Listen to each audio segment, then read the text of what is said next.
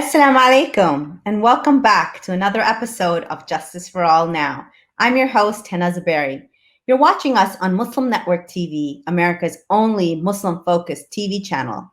You can watch Muslim Network TV 24/7 on Galaxy 19 satellite, Roku, Amazon Fire TV, Apple TV, and various social media platforms. Today, we're going to be talking about David's dollar and the movement to buy black. There's a long history of black businesses in America. Buying black has been at the center of the fight for civil rights since Reconstruction. In the days after emancipation, black businesses flourished. According to the New York Times, though the government never ponied up the promised 40 acres and a mule, many black Americans were able to build thriving general stores, barber shops, and funeral homes. Bustling areas of economic activity were called Black Wall Street and could be found all over the country, most famously in Tulsa, Oklahoma, Richmond, Virginia, that was a surprise to me, and Birmingham, Alabama.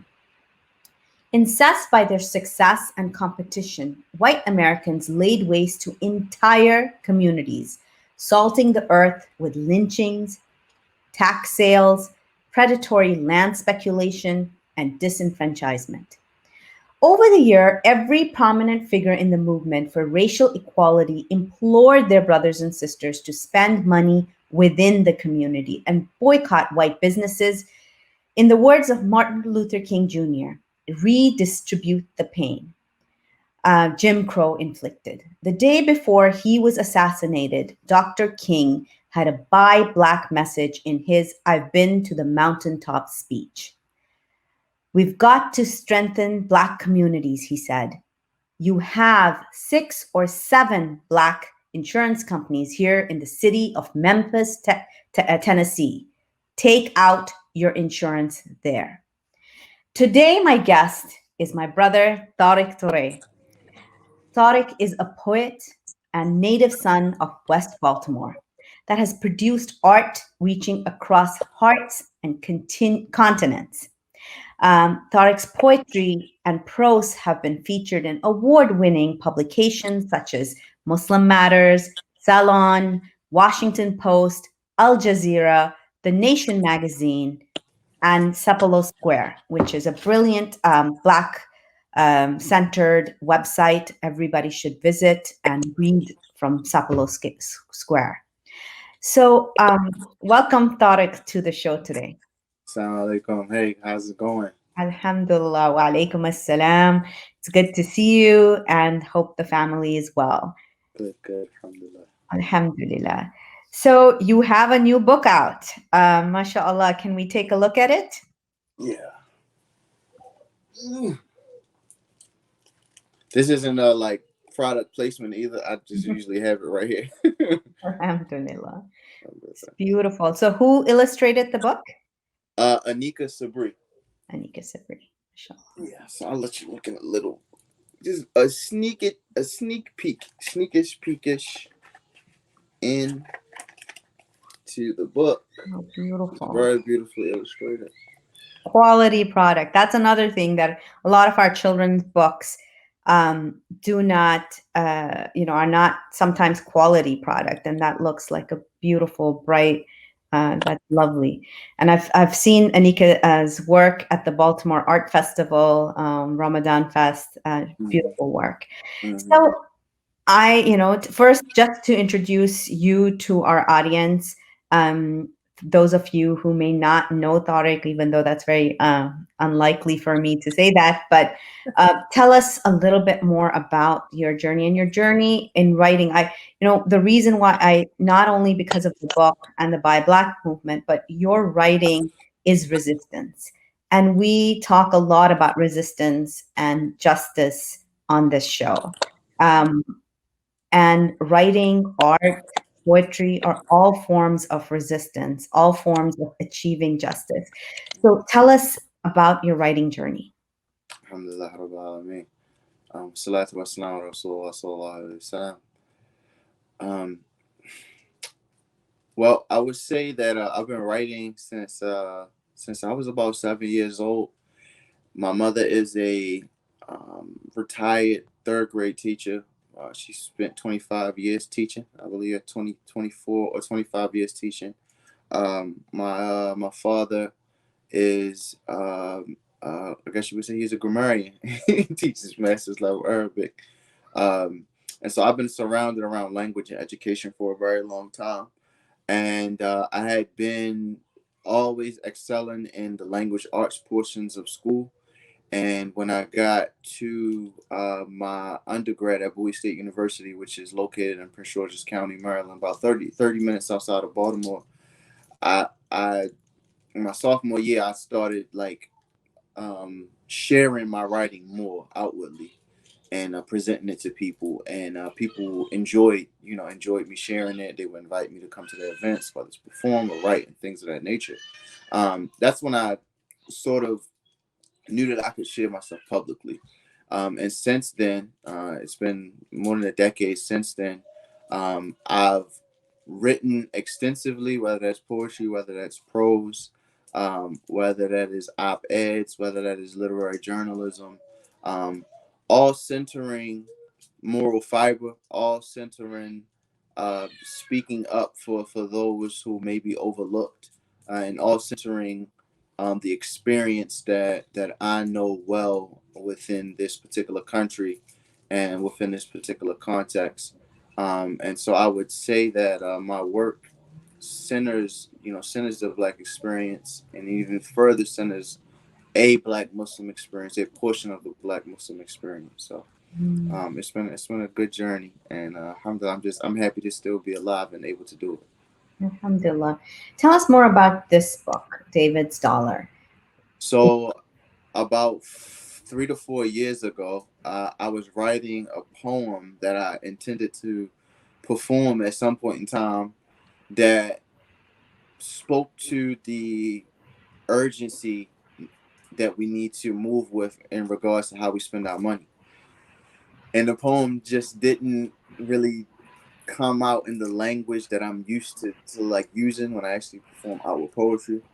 And I realized, like, man, I think this is a children's book, to be honest. That's Mhm. like the level of language that it was at. Mm. And once I did that, I kind of didn't know where to move from there, because I didn't know how the children's book process worked. I had already published two poetry collections, but I wasn't sure exactly how it would work. So I kind of couched it until I started researching, like, how are illustrators, contracted out. How do you find illustrators? Who do I know that's even an illustrator? And I worked with about two or three people until I like finally got around to meeting Sister Anika Sabri, Mhm. and her style really matched what I wanted to do in the book. And after that, I realized that I needed money to pay her, Mhm. because I wanted to pay her properly. I believe in paying artists properly. So I sat on the idea for doing a launch club for like a year, Mhm. year and a half, because I felt like there was so many other efforts that needed support rather than me just trying, write a children's book. But finally, I cracked and was like, all right, I'm gonna go ahead and launch a Launch Good fundraising campaign. Mhm. And it was this past Ramadan, and it completed in like 40 hours or something like that. So I was Mhm. just like, alhamdulillah. And yeah, after that, we kind of worked through the edits and the design, and it's here. So alhamdulillah, just happy that it finally like got published. I had been speaking. Last thing I'll say is I had spoken with two different publishers, like major publishers. Mhm. One of the issues they had with it was that it rhymed, and I'm just like, I'm a poet. Mhm. uh, One of the other issues, they wanted it to be more whimsical, fantasy, and yeah, I really wanted to just make a very straightforward book that could be Mhm. easily digested. And so yeah, alhamdulillah, it's And it's that's real for because the children need to see reality too. And a lot of times when we don't prep them for real life when we're just showing them whimsical stories. mm. I It took you 4 years. Why did it take 4 years to get to publication? um Well, one of the things is that I try my best not to force art. And what I've realized that anytime that I've forced an artistic process, it came out very generic. It came out very cookie cutter, and it came out Mm-hmm. it looked, felt, and tasted rushed. So I knew that it was a timeless book, and I knew that the concepts in it, inshallah, wouldn't be going anywhere for a while. Mm-hmm. And I just, continued to work on, other artistic projects that I had in the back of my head to take care of. So I sort of like wrote the manuscript for it, and then I just sat it down, and I was like, all right, I'll just leave it there. And what? So a great example is that, like, after I performed the poem of Al Jazeera about Kaepernick taking a knee and losing his job for the extrajudicial killings, I met a lady who was like, you need to write, you can write a book that's like 25,000 words, 30,000 words, explaining protests and athletes. You can knock that out in like a month. All you gotta do is just take time every night. And she's like, you gotta build off this momentum. And I was like, that's not how this works. Like, that is not how, we try our best as artists to draw from what was prayed for Hassan bin Thabit, Ruhul Qudus, right? We try to let Allah inspire this thing, and then everything else will happen. Everything else So works out. we're not going to chase no momentum. Exactly. There's a process, and you want to get it right.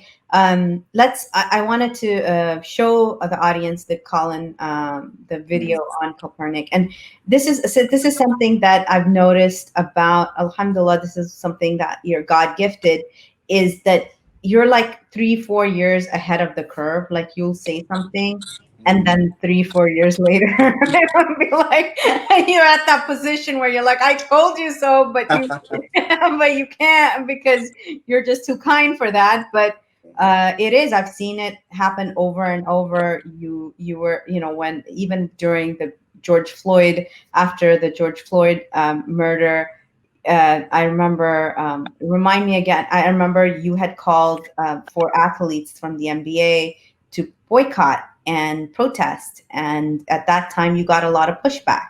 What was that pushback like?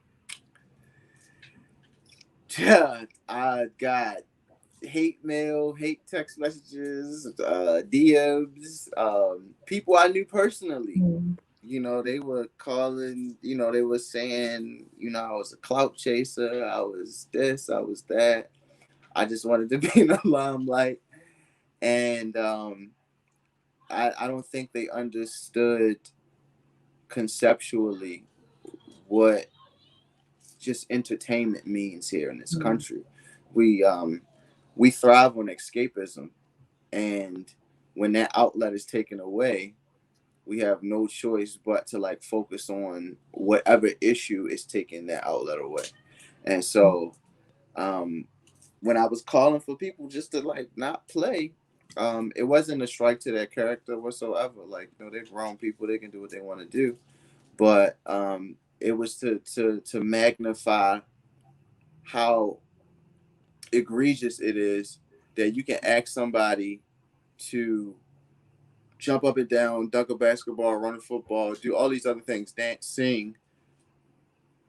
But if somebody who looks exactly like them and doesn't have that dollar attached to them, or that entertainment facet attached to them, Mm. that they don't have the value enough to survive a traffic stop. True. So we everybody's kneeling now. Yeah, everybody's leaning.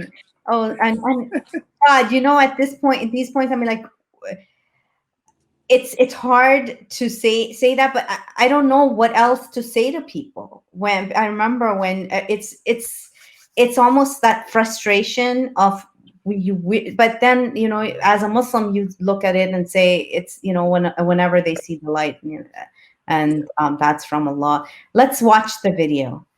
Okay. I throws the ball, coach. I runs the ball, coach. I catches the ball, coach. I holds the ball, coach. I knows the ball, coach. I controls the ball, coach. But you owns the ball, coach. In this here field, in them there stands, and that there jumbotron, and them there fans, and oh Lord, my fans. You ain't got to ask. Just last week, I signed a grown man's forehead in the palms of his newborn's hands. Oh boy, they love me. On my grandmama's grave, they surely do. You know, a bullet be the only thing keeping this gang from me and you. God's got to be a gifted artist the way I've been picked and prodded. Since 16, I've been lean, whole hood, know I'd get the farthest. Away from my fathers, away from coffins, away from slaughters. Can you believe USC wanted me? They only picked the hardest. 3-year starter, 2 All-Americans, banker's daughter. So this got to be a dream. You see, where I'm from, you either hustle, get high, get hit, or hurdle defenders. But you take children with trauma and tempers from August, December, blow a whistle, let them loose, tear limbs from the tendons. Only the strong survive here. You better remember, shoot. So me without a ball is Clark Kent without a cape. I knock a couple helmets off, they deposit in my papes. But wait, what you say? 44 shots, 3 of them to the face. And wait, did he hold on to the steering wheel with a smile up on his face? Did he say, yes, officer, no, officer, please check my registration and my plates? Oh, no, you know how we be bucking the law. Too much damn attitude, get them weapons involved. What you saying he was unarmed? And fitted description wasn't no shaking it off. They were looking for a 6'4", 245-pound black male to be exact. And he was reaching for his license and got rounds up in his back, loud sounds and then collapse. Well, look at here, we got to do something. I mean, something's got to shake. That could be me, arms folded, cousins getting consoled, and everybody huddled at my wake. Well, my job is just to play. Plus my foundation did 10,000 turkeys in the hood last year. What's more for me to say? Now, I don't want to get cornered in debate, but there's a mortgage in the way. It's how I afforded the estate. But could I be mortgaging my play? Could my legs be the leverage that makes owners more cordial with the tape? And is a mouth wide shut and blind eyes open help absorbing all the hate? This game is all I've had for my escape. And I escaped. But I assure you, they love me. Surely they understand today. So when I take this knee as the anthem starts to play, you think they could look at me with this passion in my face and truly be able to say, this was the land of the free and the home of the brave? SubhanAllah.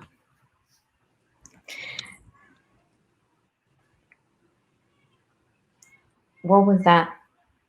Where did that come from? Yeah, that was just vesselship. Vesselship. You know, I guess in those types of situations, something needs to be said. It just needs a conduit. Mm-hmm. And so I'm humbled to be able to catch that idea or catch that epiphany and then make it into something material. And you build on that from your own experiences too. You've Yeah. coached youth football. You work a lot with youth in West Baltimore. How does that build into your writing, and how does that connect to the wider movement? Yeah, well, I would say that I've had a very peculiar upbringing in that one of the things maybe for other Muslim communities is like, they have like basketball rims at every community center, every madrasa. They have like basketball rims, so the kids would be really attracted to basketball.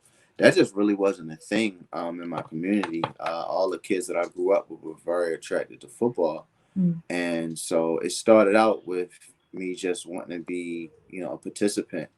But I have like a very competitive side, and so that competitive side allowed me to strive and work harder, and eventually be a part of teams, and it earned me a full scholarship to play football in Maryland. And I've seen some things. I've spent 15 plus years playing football, and so that will allow you and afford you to be able to see the dark sides of it. And I didn't go professional, so who knows what that's like. But it allows you to see the dark sides, the sides of it that a cattle like.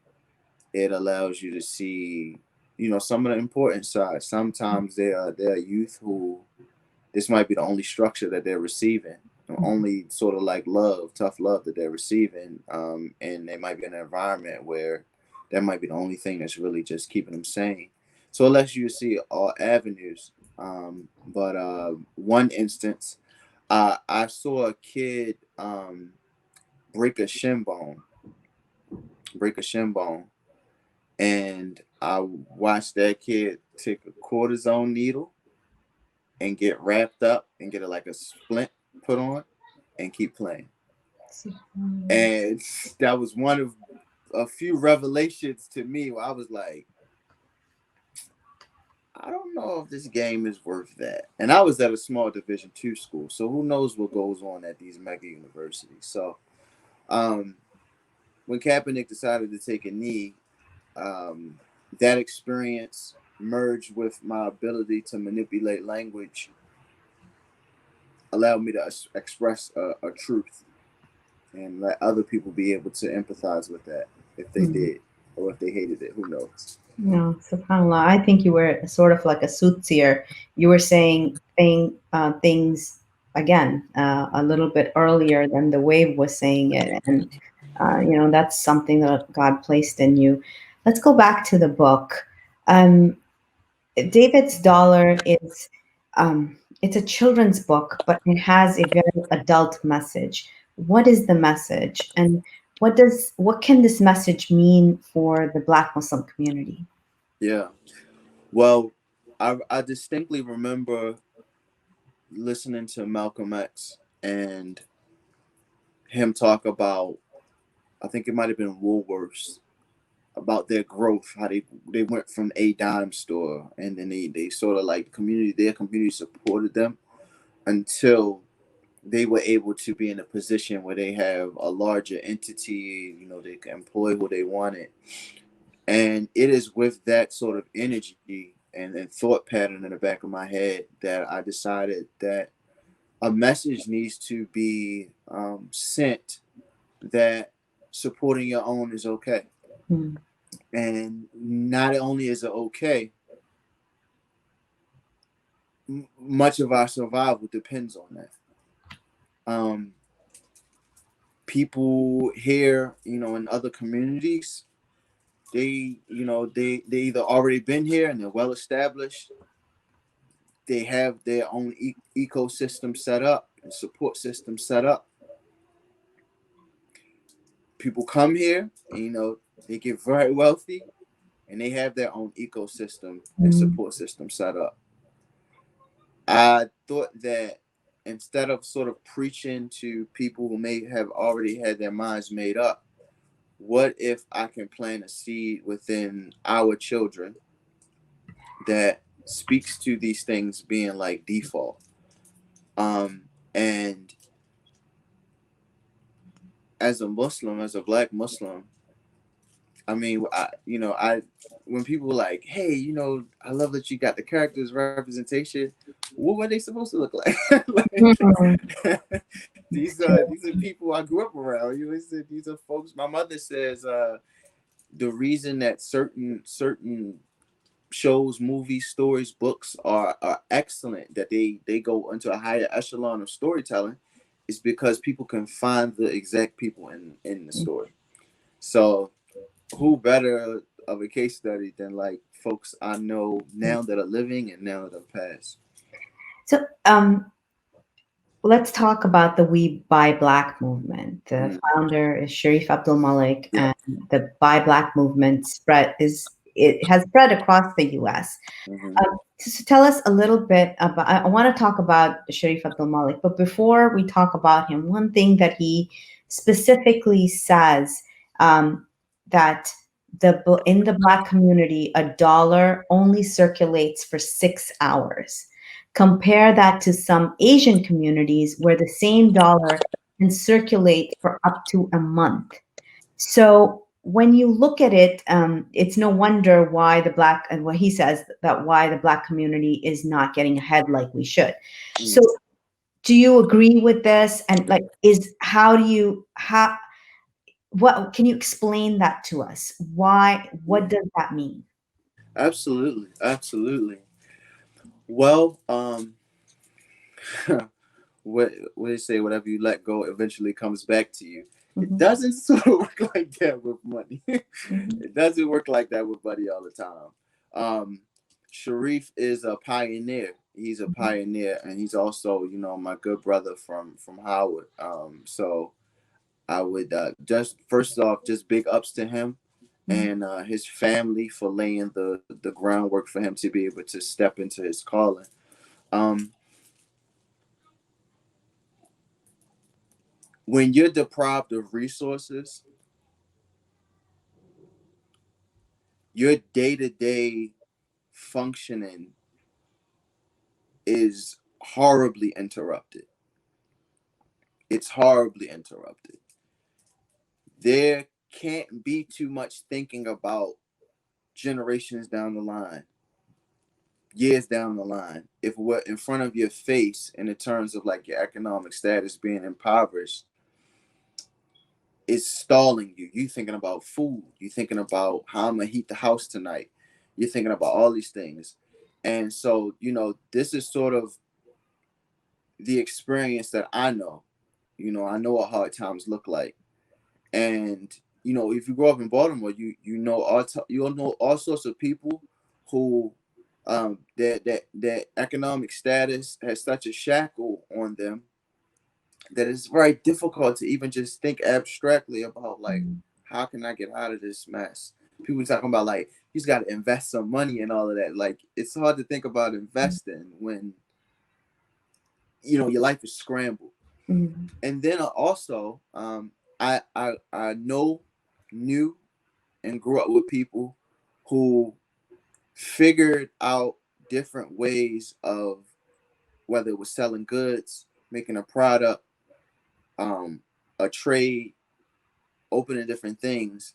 And those people really, inspired me, because they showed you, hey, there was a way to sort of make something out of this. And you need both people, one to help you understand the reality of things, mhm, and the other thing, other people you need to help support others. So one of the most critical things that happens in the book is that not only just the dollar just stays in the community, but in the book the dollar goes into Sadaqah. mhm, And so that's probably the most paramount message in the book, is that when your money leaves your community, it's just not about people getting rich and wealthy. mhm, When your money leaves the community, when Sister Cheryl calls and says, "Hey, I'm kind of tight on money right now." Well, if your $300 marched out the door, went into somebody's pocket who could care less about your community, that's not with your community, anything like that, don't care about people who look like you, live in a context like you, that's $300 you can't help out with. yeah, exactly. So, and just for other our audience, perhaps for me, this would be so the Desi community, right? So I get my paycheck and I run out and go to the local halal store, which is probably owned by a Pakistani family, buy my meat from there, and then go and take, order hijabs online from some other Bangladeshi sister. So it's staying within that immigrant Desi community, and now they are running their, so that dollar is going on. And now I want to talk about that. So when I say that, it doesn't seem egregious to anybody. But let me tell you, share an experience that I had right after George Floyd's murder, and the protests were going on. And one of the things that a local Facebook group had done, a Halal Reviews Facebook group had put together a list of, they asked, hey, can you suggest some halal Black restaurants that we can put a list together? So I gave some suggestions, other people gave suggestions, and they put this really nice infographic together. And I was like, yay. So I took that infographic and shared it amongst, our WhatsApp groups. And the pushback, I was just taken back, because it didn't seem abnormal to me, but people called it divisive. People called it, why would you do that? We should support all businesses, or we should support all halal businesses, or we should support even all Black businesses. And I'm like, but I'm asking you to support Black Muslim businesses, because it just makes sense to me. So why this pushback? I don't think I would ever get that pushback. We talk about justice on the show a lot. If I had shared a list of Uyghur restaurants to help the Uyghur community who are going through a genocide, so why that pushback? Yeah, I mean, I think, for people who know, they know why.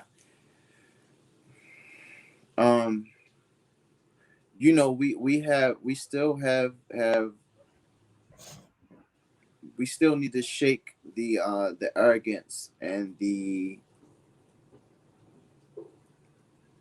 pettiness that's within our own hearts and souls and minds. And things like that shouldn't make you uncomfortable. And a community, this wasn't saying like, hey, I want a handout.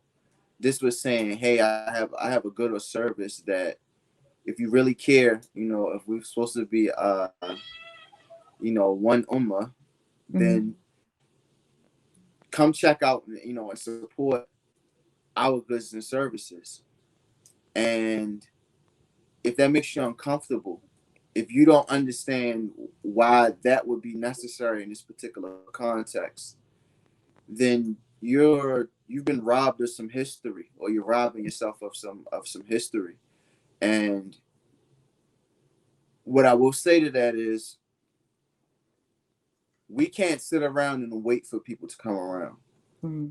That is like their own personal soul work that they have to do, off to themselves, with just them and Allah, so that they can ask and plead and beg Allah to remove things that prevent them from having empathy, and from having a depth of empathy that will make them just put two and two together.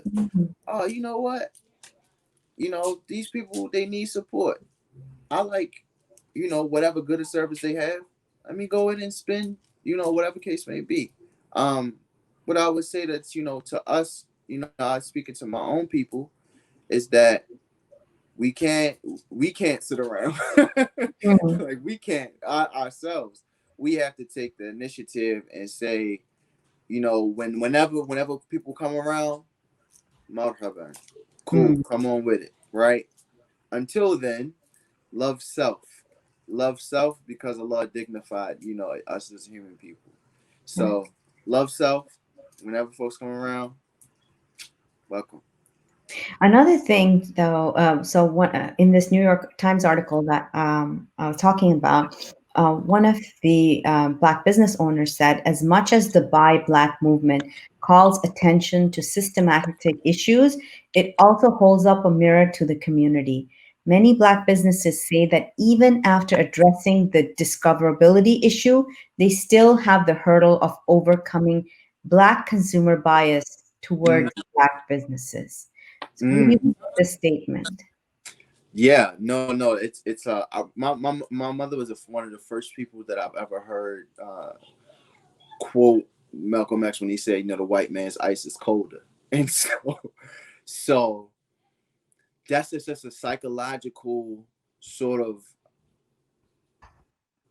hurdle that we have to overcome, and not thinking that because something has been stereotyped over decades and centuries as being problematic to participate in, that we can't support our own. Like, if somebody has water, water owned by, a black person, water owned by, a white person, whoever, it's still the same water, but it's two different people.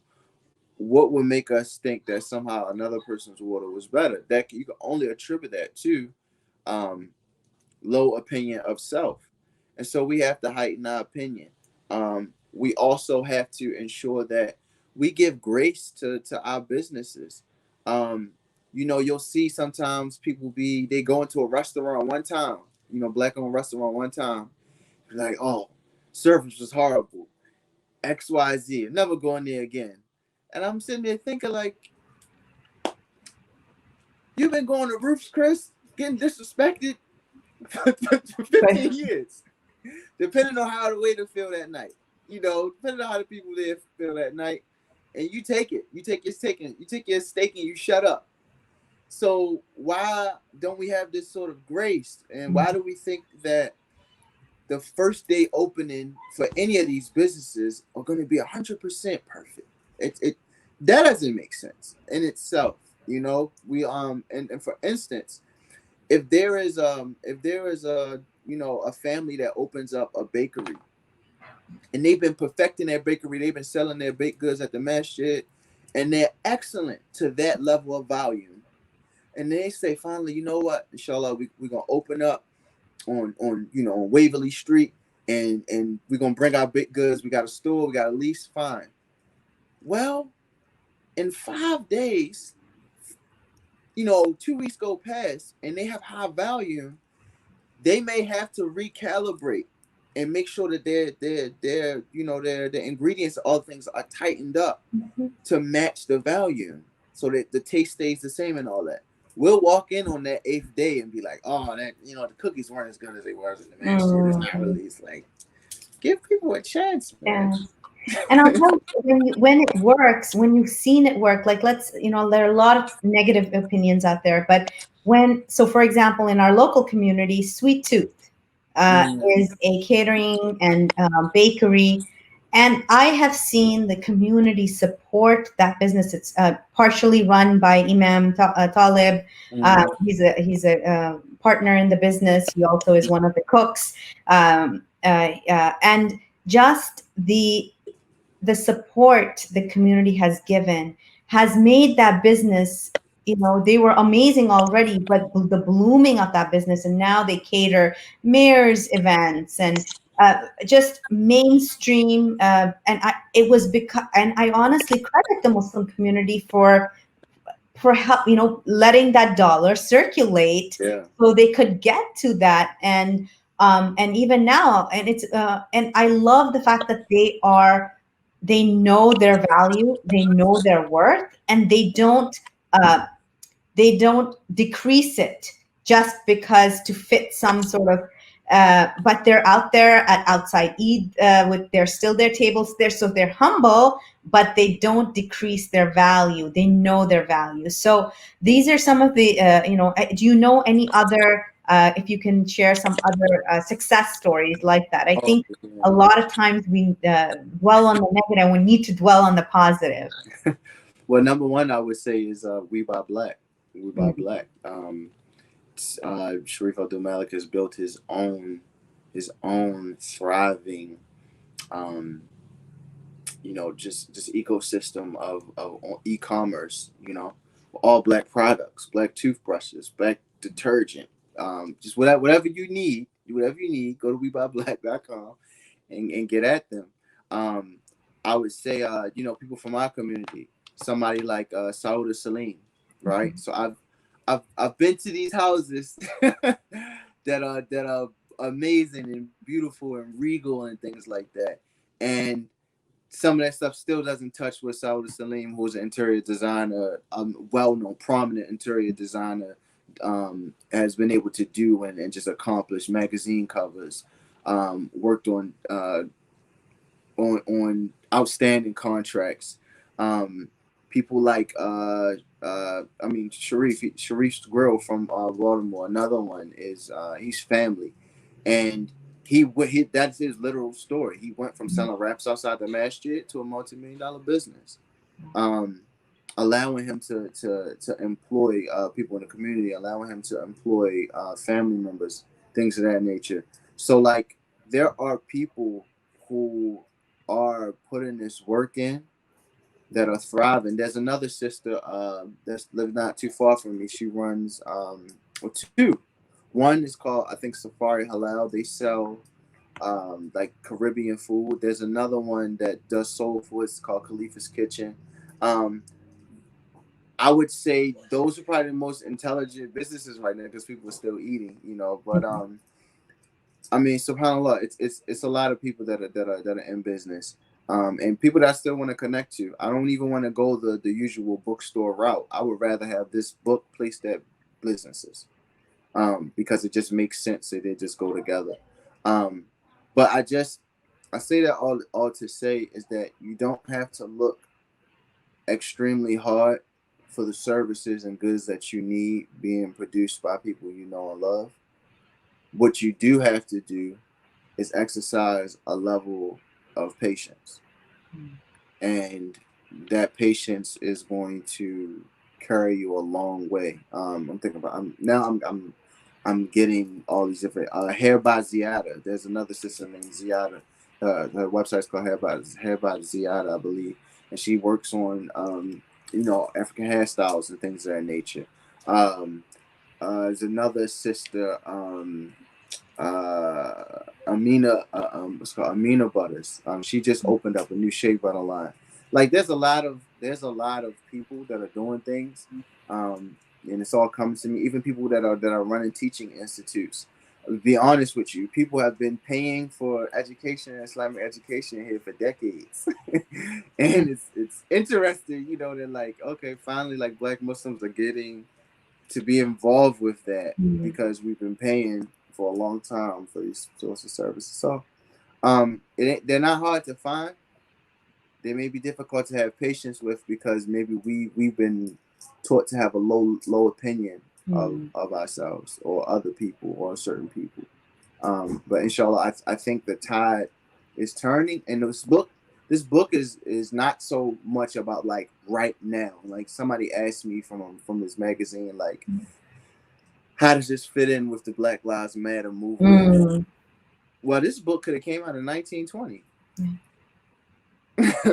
And let's hope it's from in 2120. It's not, we don't need the book anymore. Yeah, you don't even. It's very default.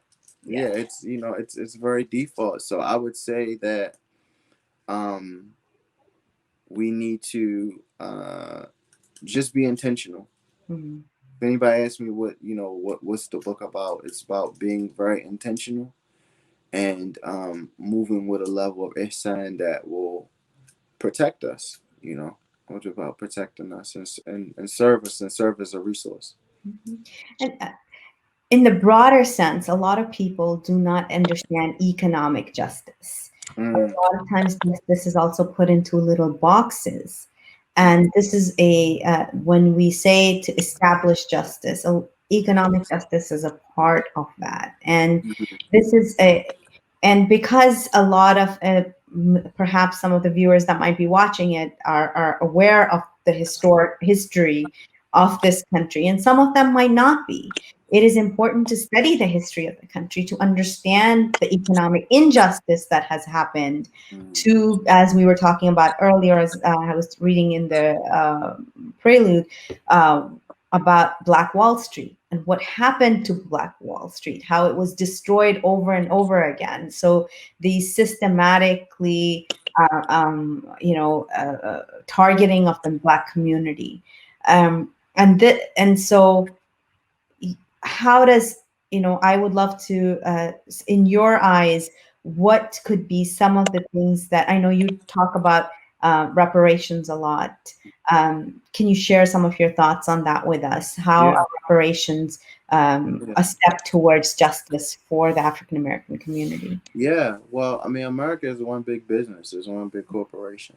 I don't think we should make any mistakes about that, or mistakes in articulating that. And I think that hmm, if we realize that, like, our ancestors built this economic engine, and then are still to this very day, this October 28th, being locked out of it.